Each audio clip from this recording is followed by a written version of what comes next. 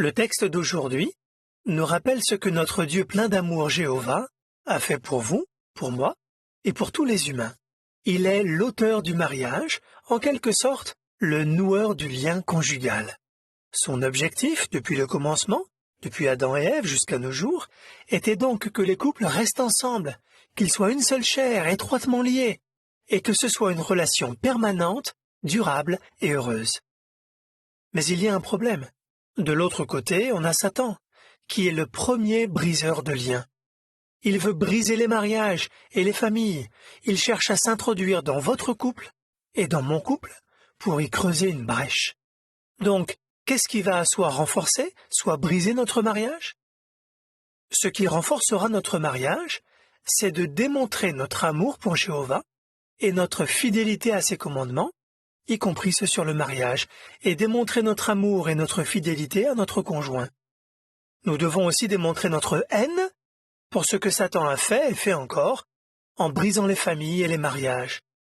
Et absolument tout faire pour que rien ne distende le lien étroit, le lien solide que nous avons dans notre couple. Quand les pharisiens, ces briseurs de mariage, ont essayé de mettre Jésus à l'épreuve, vous vous souvenez de ce que Jésus a fait? La première chose qu'il a faite, c'est de se référer à ce que Jéhovah avait dit au sujet d'Adam et Ève. Ouvrons donc notre Bible et lisons Matthieu chapitre 19, versets 5 et 6. Voici ce que Jésus dit à ces pharisiens. « N'avez-vous pas déjà lu ceci ?» Au verset 5, il poursuit en disant « C'est pourquoi l'homme quittera son père et sa mère, et il s'attachera à sa femme, et les deux deviendront une seule chair. » Il a cité exactement les paroles de Jéhovah. Ensuite, il a ajouté une explication, verset 6, il dit « Ainsi ils ne sont plus deux, mais une seule chair. » Donc, que l'homme ne sépare pas ce que Dieu a uni. On a là une intéressante note d'étude qui nous permet de comprendre ce que signifie s'attacher à. Littéralement, le grec signifie coller à, joindre étroitement à, adhérer à. Donc, pour ce qui est de l'union d'un homme et d'une femme, ils doivent être comme collés l'un à l'autre. Qu'en est-il du terme une seule chair? On pourrait aussi dire un seul corps ou une seule personne. Il décrit le lien le plus étroit qui soit entre un homme et une femme. Ils sont des compagnons inséparables. Dans la note, il est dit que la rupture d'une telle union ne peut que causer des blessures aux deux personnes concernées. Donc, quand quelque chose est censé rester collé définitivement et qu'on essaie de le décoller, on va forcément l'abîmer. On dit souvent de jeunes mariés qu'ils s'unissent par les liens du mariage. On a tous déjà entendu ça. Mais malheureusement, beaucoup qui ont le coup de foudre, qui sont captivés l'un par l'autre, attirés en raison d'une belle apparence ou de certains points communs, finissent par se sentir captifs, emprisonnés. Énorme différence. Très vite, ils cherchent à sortir de cette union, à rompre le lien et à se décoller l'un de l'autre. C'est le cas de beaucoup de gens dans le monde. Mais ce n'est pas le vôtre, ni celui des serviteurs de Jéhovah en général. Des millions de témoins réussissent leur mariage et sont heureux. Qu'est-ce qui manque à ces unions? Pourquoi ces couples n'arrivent-ils pas à rester ensemble? Ils n'ont pas le bon ciment, la bonne colle. Alors, quelle est la colle qui va rendre votre mariage solide, ainsi que tous les mariages du monde? Qu'est-ce qu'il nous faut? Remarquez quel est, selon Paul, en Colossiens chapitre 3, verset 14, le secret de la réussite, la colle qui nous maintient ensemble. En Colossiens 3, verset 14, il dit « L'amour. L'amour est un lien d'union parfait. » C'est ça la colle qui manque à la plupart des couples. Ce n'est pas l'amour romanesque, mais un attachement qui ne se défait jamais, qui continuera à nous lier à notre conjoint, mais aussi à Jéhovah. Comme on le sait, si on essaie de coller deux choses ensemble avec de la colle à bois, à plastique ou tout autre adhésif, il existe de nombreux composants ou ingrédients qui donnent à la colle un maximum de pouvoir adhésif ou de force. De quels ingrédients ou éléments liants se compose l'amour? Si vous êtes toujours dans Colossiens 3, Paul énumère de nombreux éléments qui renforcent ou au contraire qui brisent les liens. Voyons la liste des éléments briseurs de liens pour savoir quoi éviter. En Colossiens 3, notez le verset 5. Les éléments briseurs de liens sont actes sexuels immoraux, impureté, désir sexuel non maîtrisé, envie nuisible et avidité.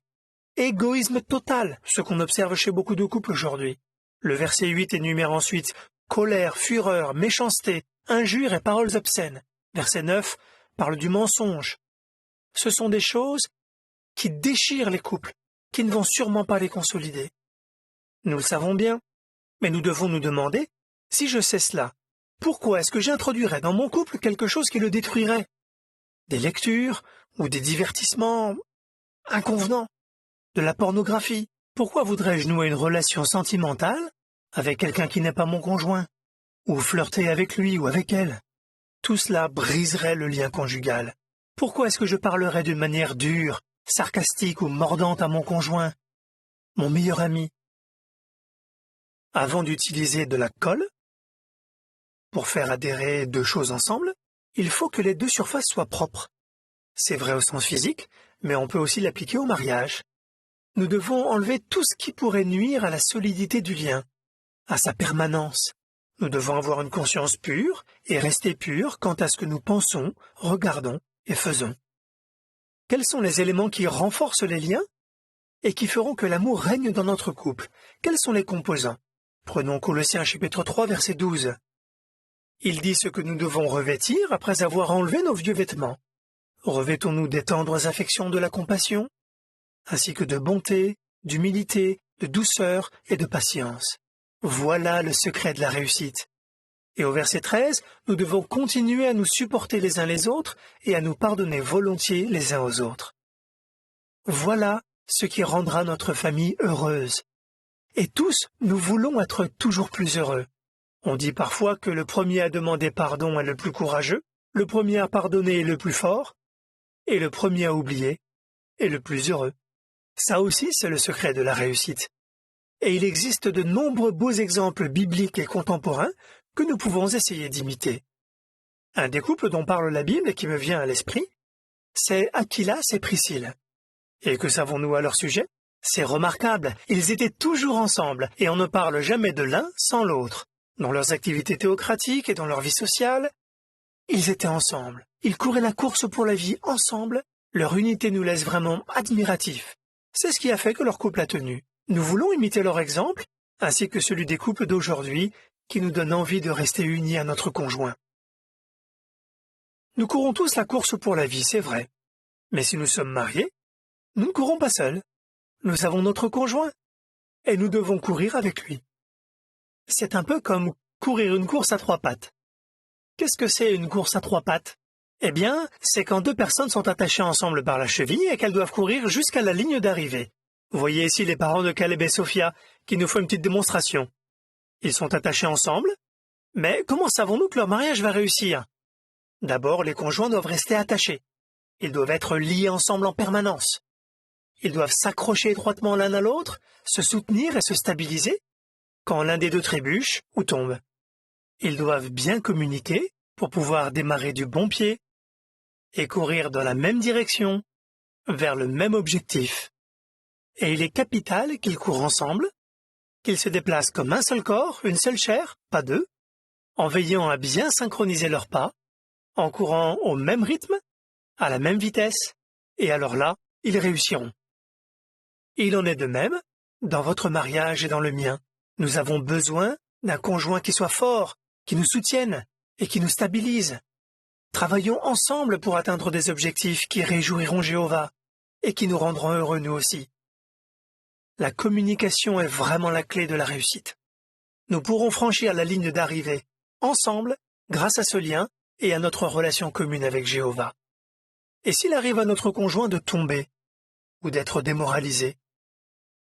Ecclésiaste chapitre 4 verset 10 dit « Car si l'un d'eux tombe, l'autre peut le relever. » Donc, si notre conjoint est stressé, angoissé, épuisé émotionnellement ou déprimé, nous pouvons l'aider à se sentir mieux en lui accordant toute notre attention. C'est vrai que nous sommes plus occupés que jamais par nos responsabilités, on veut faire du sport et passer du temps avec nos amis, mais cela ne doit pas empiéter sur la communication que nous devons avoir avec notre meilleur ami, notre partenaire de course, notre femme ou notre mari. Il faut interrompre notre activité, poser notre appareil et accorder toute notre attention à notre conjoint.